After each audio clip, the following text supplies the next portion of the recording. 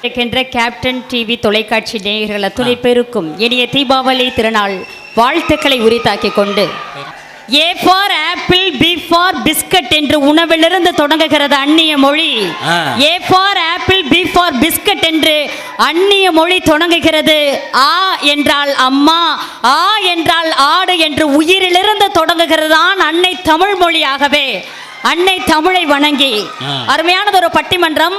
விழா காலங்களிலே நிம்மதியாகவும் மகிழ்ச்சியாகவும் வாழ்ந்தது அந்த காலத்தில் இருந்த மனிதர்களா, இந்த காலத்தில் இருந்த மனிதர்களா? அந்த காலத்தில் வாழ்ந்த சூழலா, இந்த காலத்தில் வாழுகின்ற சூழலா? அருமையானது ஒரு தலைப்புங்க.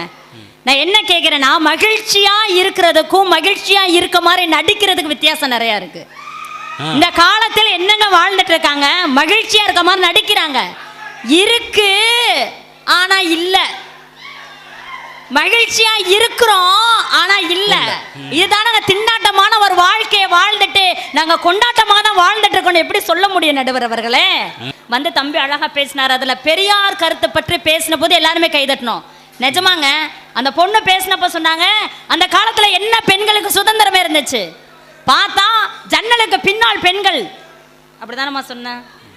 இப்ப எல்லாம் பாத்தீங்கன்னா பெண்களுக்கு பின்னால் ஜன்னல். அடேங்க அப்பா, ஏங்க வாங்குற ஜாக்கெட் துணி 300 ரூபாய் கூட வாங்கிடலாம், சட்டை தைச்சு போறதுக்கு 1500 ரூபா ஆகுதுங்க. நினைச்சு பார்க்கணுமா? ஏமா நீங்க ஜன்னல் வச்சு தைங்கம்மா, கதவு வச்சு தைங்கம்மா, கொஞ்சமாவது ஸ்கிரீனை போட்டு மூடப்படாதா? ஏங்க வச்சு தைக்கிறாங்கங்க. இப்ப எல்லாம் பிளவுஸுகள்ல பாத்தீங்கன்னா நாடா கட்டி தொங்க விடுறாங்க. நாடா கட்டி தொங்க விடுறதெல்லாம் நாடான்னு கேட்குற அளவுக்கு வாழ்ந்துட்டு இருக்காங்களே. ஸ்டோன் வச்ச பிளவுஸ் போட்டுட்டு இருக்காங்க. இப்படிலாம் அந்த பெண்கள்லாம் ஸ்டோன் வச்ச பிளவுஸ் போட்டதுனால தான் ஆண்களுக்கு நிறைய பேருக்கு ஸ்டோனே ஃபார்ம் ஆக ஆரம்பிச்சிருக்குங்க. தம்பி லெனின் வந்து பேசிட்டு போனார். அவரை பத்தி நான் நிறைய கேள்விப்பட்டிருக்கேன். இன்னைக்கு தான் பார்த்தேன். ஆங்கிறாரு ஊங்கிறாரு. நீ இருக்க ஹைட்டுக்கு நீ பேசலாம் தம்பி, நான் பேச முடியுமா? தம்பி பேசினாரு. என்ன பெரிய விஷயம், பெண்கள்லாம் பார்த்தீங்கன்னா அன்னைக்கெல்லாம் குக் பண்ணாங்க, இன்னைக்கு நாங்க புக் பண்றோமே. எங்க புக் பண்ற? ஸ்விக்கியில் புக் பண்ணுறேன், ஆர்டரை கேன்சல் பண்ணுறேன், அதுக்கடுத்து பெனால்ட்டி கட்டுறேன். எல்லாம் சரிதாங்க.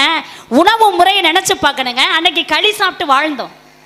களி சாப்பிட்டு வாழ்ந்தப்போ உடம்பு திடகாத்திரமாக இருந்துச்சு. அது கலிகாலம், இது கலிகாலம் சார். ஆம்பளைக்கு கல்யாணம் நடக்குது, பொம்பளைக்கு கல்யாணம் நடக்கக்கூடிய கலிகாலத்தில் இல்லைங்க வாழ்ந்துட்டு இருக்கீங்க.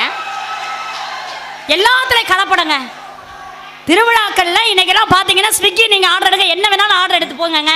நினைச்சு பாருங்களேன், எல்லாத்துலயும் கலப்படம் வந்துருச்சுங்க. உணவுப் பொருட்களை என்ன கலப்படம் இல்லாம எந்த அளவுக்கு நம்ம வாழ்ந்துட்டு இருக்கோம். ஒவ்வொரு கலர் வேணுமா, ஸ்வீட் வேணுமா, தீபாவளி பலகாரங்களை நிஜமாவே கடையில போய் நீங்க ஆர்டர் கொடுத்து வாங்குறீங்கல்ல, கடையில் ஆர்டர் கொடுத்து வாங்குறீங்கல்லங்க, நினைச்சு பாருங்க எத்தனை கலர் போட்டிருக்கான். அத்தனையும் கேன்சர் ப்ரொடியூசிங் ஏஜென்ட் என்றால் நாம் அதை ஏற்றுக்கொள்கிறோமா?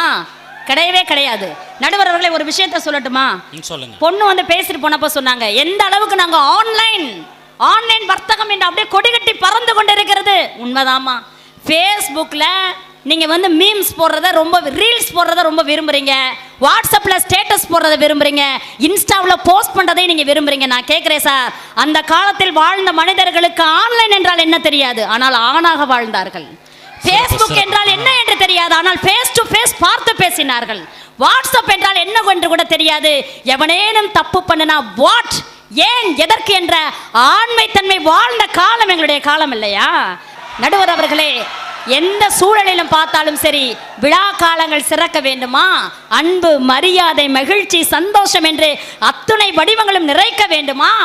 இக்கால வாழ்க்கையை காட்டிலும் அக்கால வாழ்க்கையில் தான் நிம்மதியும் சந்தோஷமும் நிறைந்திருக்கிறது என்ற காரணத்தினால் வியக்க வைத்த ரசிகர் பட்டாளங்களை வணங்கி விடைபெறுகிறேன். நன்றி, வணக்கம்.